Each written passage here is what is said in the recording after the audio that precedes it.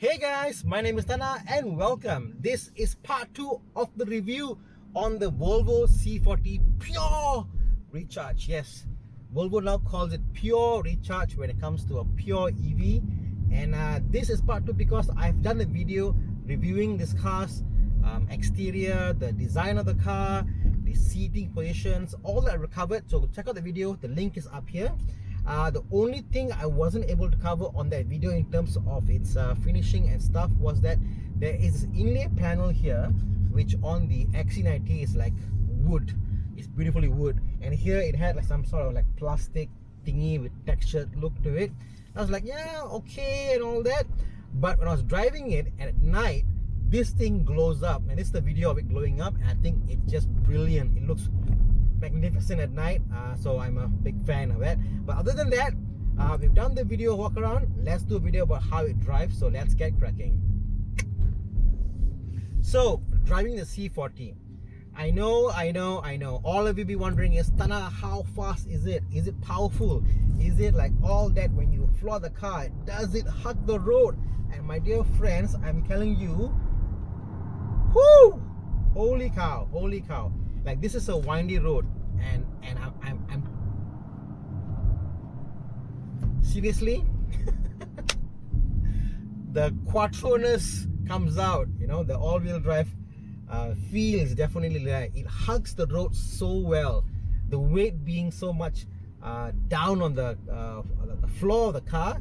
I think it's just brilliant. You know, they you initially drive the car and you go SUV and you're like, oh, be gentle with the car, then you kind of push it in and do this stuff there. Whoo! Oh, my head, I can feel the blood gushing. But you know what, talking about blood gushing, talking about G-force. Now the thing I felt the most while driving the Taycan was that the Taycan is a super powerful performance beast of an EV, and it felt almost unnatural because it's a new experience, you know, all that power, all that G's to a newbie like me. It felt surreal, and that's why I thought like, no, an EV should be made to be more representative of how a nice powerful engine should be, like a typical internal combustion engine would sound like, would feel like.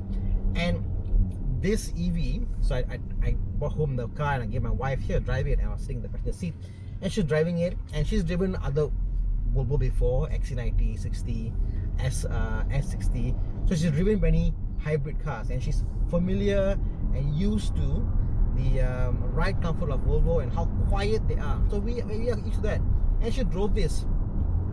After about 15 minutes, I said, how is this EV? And she got like, what? This is an EV? Yes. You would not immediately click, or you may not immediately point to the fact that it's an EV, because Volvos are quiet in nature. And that's where I think like people like the BMWs, when they make the EV like iX felt like an EV because it has a bit of an unnatural push to this. It has a bit of the way the car moves around, it felt like an EV, because you know what, those cars are built ground up. The C40 on the other hand wasn't built ground up. It was meant to be the XC40, which is obviously the petrol variant, and they have obviously a hybrid variant, but it wasn't meant to be a ground up EV. And what that means is, amazingly, this car translates to a very normal experience for somebody who's used to a normal SUV.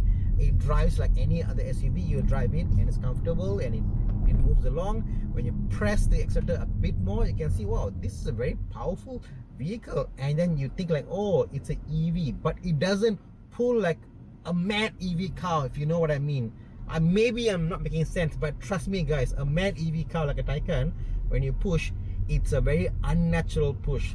The linear curve it pulls is way different.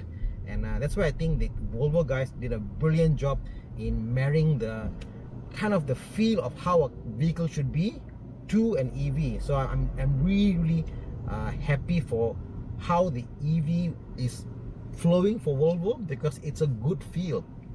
It feels natural. Now this car also comes with one pedal drive, whereby you can go there and press a setting and what you get is one pedal drive. You accelerate and you let go of the car, push to a brake. Now people say, what, that's the way of the future, man. Tesla EV, one pedal drive, go for it.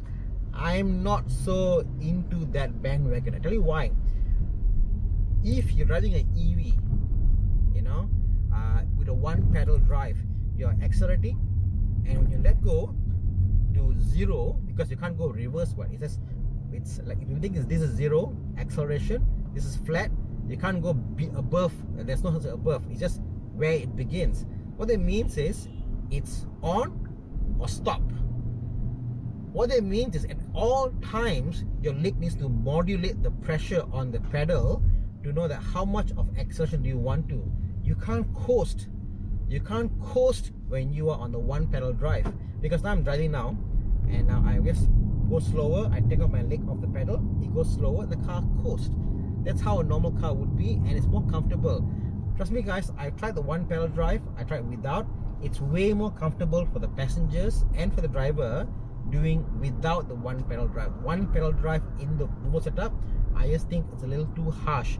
I also don't see the level of regen that you want to do, because it's just that, and yeah, I just feel that it's a bit go-kart-ish when it's a one pedal drive, like a toy, and it wasn't a comfortable experience for the passengers. The normal mode is brilliant. What else?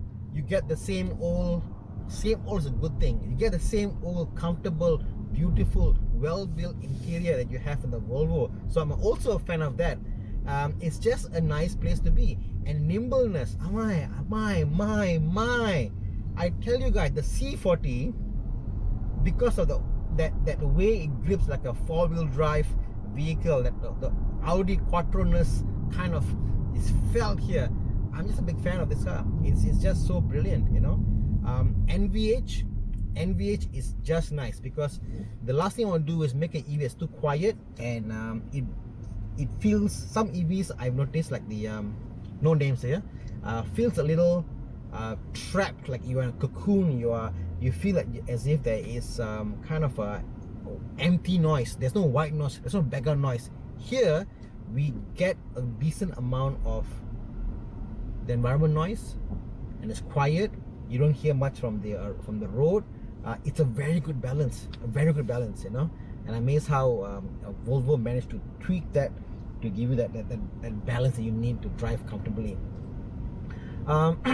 In terms of seats, yes, these are not leather seats. These are all what's the word I'm looking for?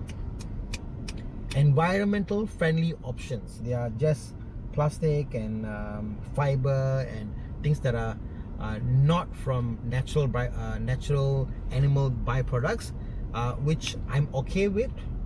You do lose a bit of color. I wish they had made something with more color, like with some cream, some tan interior, whatever.